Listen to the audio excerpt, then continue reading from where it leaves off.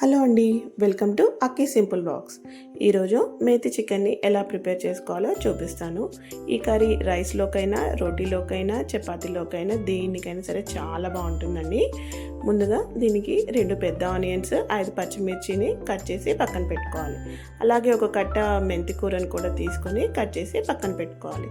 తర్వాత ఒక బౌల్ ఎండు కొబ్బరి, 5 టమాటోస్ని తీసుకొని ఇవన్నీ పేస్ట్ లాగా చేసుకొని పక్కన పెట్టేసుకోవాలి.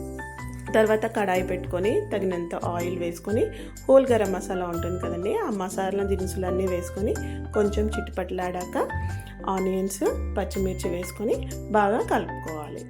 ఈ ఆనియన్స్, పచ్చిమిర్చి ఇవి కొంచెం బ్రౌన్ కలర్లో వచ్చాక అల్లం వెల్లిపాయ పేస్ట్, పసుపు వేసుకొని పచ్చివాసన పోయేంత వరకు ఉడికించుకోవాలండి.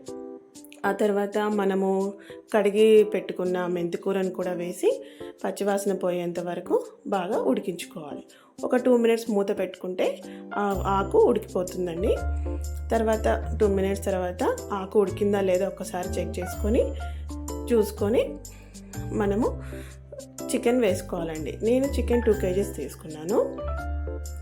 చికెన్ వేసుకొని బాగా కలుపుకొని ఒక 10 నిమిషాలు మూత పెట్టుకోవాలండి.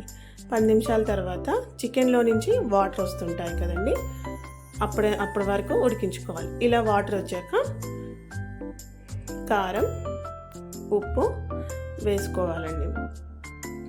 వేసుకొని బాగా కలుపుకోవాలి.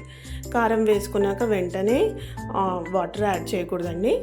కారం ముక్కలకు పట్టాలి కాబట్టి కొంచెం సేపు అలా ఉడకనివ్వాలి. ఆ తర్వాత మనము ఇందాక గ్రైండ్ చేసి పెట్టుకున్న టమాటో ప్యూరీ ఉంది కదండి, అది కూడా వేసుకొని బాగా కలుపుకోవాలి. ఒక చిన్న గ్లాస్ వాటర్ యాడ్ చేస్తే సరిపోతుందండి, ఇంకా ఎక్స్ట్రా వాటర్ యాడ్ చేయాల్సిన అవసరం లేదు. అది కూడా వేసుకొని బాగా కలుపుకొని ఒక 5 మినిట్స్ మూత పెట్టుకొని ఉడికించుకోవాలి. ఆ తర్వాత ధనియాల పొడి కూడా వేసుకొని బాగా కలుపుకోవాలి.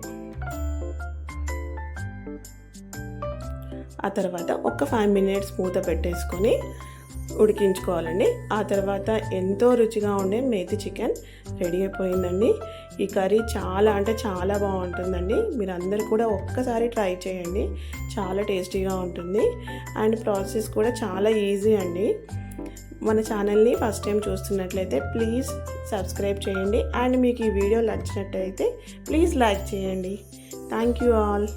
బాయ్.